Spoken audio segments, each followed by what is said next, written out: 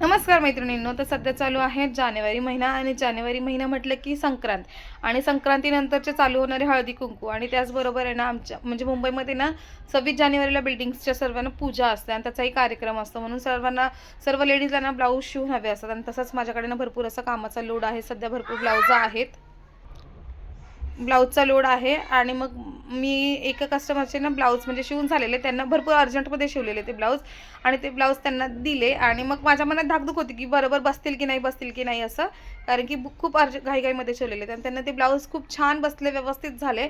आणि त्याच्यानंतर त्यांचा फोन आला, तर मला असं वाटलं की आता म्हणजे ब्लाऊज चुकलेत की काय, म्हणून त्यांचा फोन आला. त्या म्हटलं की अर्जंट आहे, कॉल रिसीव्ह करा. मी मार्केटमध्ये होती तेव्हा मला वाटलं अरे यार शिट, ब्लाऊज चुकले असतील कुठेतरी असं.